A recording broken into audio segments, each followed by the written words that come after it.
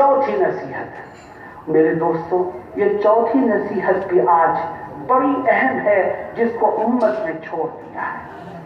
आज हमारा समाज, हमारी सोसाइटी, हमारा मुआशरा तबाही के दहाने पर है।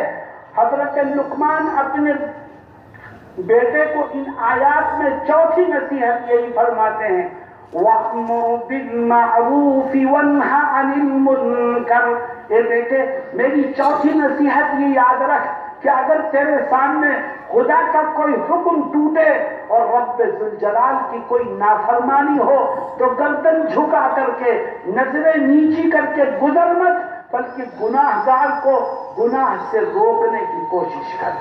अगर तूने गुनाह को मिटाने की कोशिश नहीं की, गुनाहगार को गुनाहों से बाज रखने की कोशिश नहीं की, हालांकि तेरे अंदर ताकत थी, तेरे अंदर कुव्वत थी, तू उसको रोक सकता था, लेकिन फिर भी खामोश गुजर गया, तो याद रख उसके गुनाह में खुदा तुझको भी बराबर का शरीक मानेगा, और अगर अजाब उस पर आएगा तो तू भी तबाही से नहीं बच सकेगा।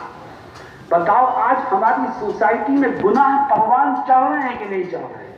हम देख रहे हैं, हम सुन रहे हैं, हमारे इल्म में है कि गुनाह हो रहे हैं, लेकिन हम खामोश हैं।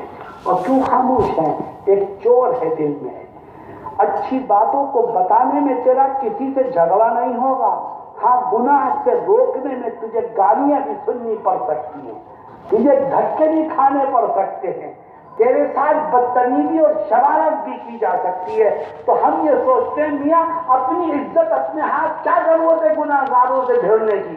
नहीं, तो अपनी इज्जत बचाने की फिक्र में है। अरे तू देख, तारीख पर नजर डाल, तेरे बड़ों ने तो दीन की खातिर अपनी गर्दनें कटवाई है और तू अपनी इज्जत की फिक्र करता है। याद रख, दीन बाकी है तो हमारी इज्जतें बाकी हैं, और दीन खत्म है तो हमारी इज्जतें भी खत्म है।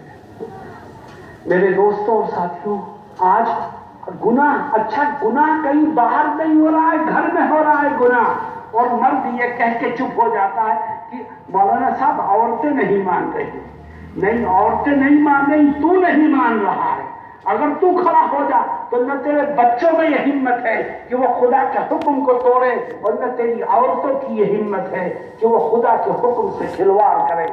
तेरे दिल में चोर है, तो अपने गुनाह को बीवी के कंधे पर, बच्चों के कंधे पर रख करके खुद बरी होना चाहता है। याद रख, खुदा तेरे जाहिर से भी वाकिफ और खुदा तेरे बातिन से भी वाकिफ है। मेरे दोस्तों और साथियों, अल्लाह रब्बुल इज्जत कुरान में कहता है, ये मैं नहीं कहता। याद रखो, गुनाह आम होंगे और गुनाह से रोकने वाले अपनी जबानों को बंद रखेंगे तो अल्लाह का अजाब जिस तरह गुनाहगारों को अपनी लपेट में लेगा, गुनाह से न रोकने वाले भी बराबर के मुजरिम हैं, खुदा की पकड़ से वो भी नहीं बचेंगे।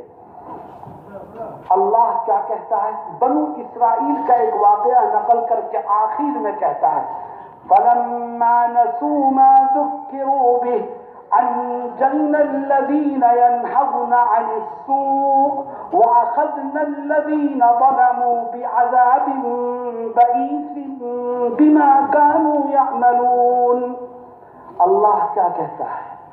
फलम्मा नसू मा ज़ुक्किरू बिही, जब गुनाह करने वालों ने हमारी नसीहतों और अहकाम को पसे पुष्ट डाल दिया, तो अंजयना अल्लज़ीना यनहौना अनिस्सूअ, तो हमने उस गिरोह को तो बचा लिया जो गुनाहों से रोकने की कोशिश करता था।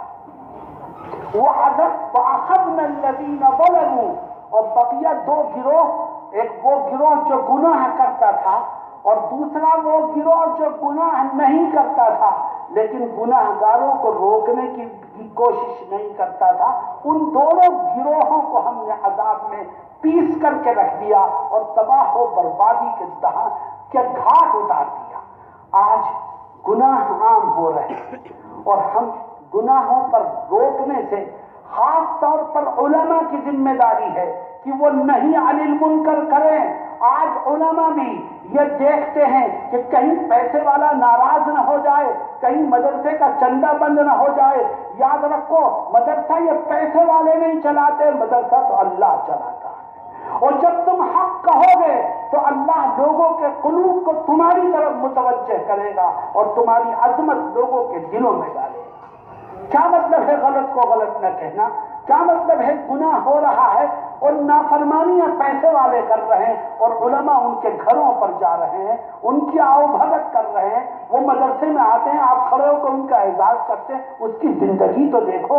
اگر وہ گناہوں میں ملوث ہے اور آپ کے کسی عمل سے اس کی تائید ہوتی ہے تو خدا کی پکڑ سے ہم اور آپ بھی نہیں بچ سکے۔ فَلَمَّا نَسُوا مَا ذُكِّرُوا بِهِ أَنجَيْنَا الَّذِينَ يَنْهَوْنَ عَنِ السُّوءِ وَأَخَذْنَا الَّذِينَ ظَلَمُوا بِعَذَابٍ بَئِيسٍ بِمَا كَانُوا يَفْسُقُونَ۔ میرے دوستوں اور ساتھیوں، اللہ رب العزت کیا کہہ رہا ہے؟ دیکھو، یہ قرآن میں موجود وہ ہیرے اور جواہرات ہیں جس کی آج بھی امت کو اتنی ہی ضرورت ہے جتنی ضرورت ان آیات کے نزول کے وقت تھی۔ قرآن مردہ کتاب نہیں ہے، قرآن تو زندہ کتاب ہے۔ جب تک روح زمین پر انسان باقی رہے گا قرآن ان کی رہنمائی کرتا رہے گا۔ حضرت لقمان بھی ان چاروں نصیحتوں کو ذکر کر کے اپنے بیٹے کو آخری نصیحت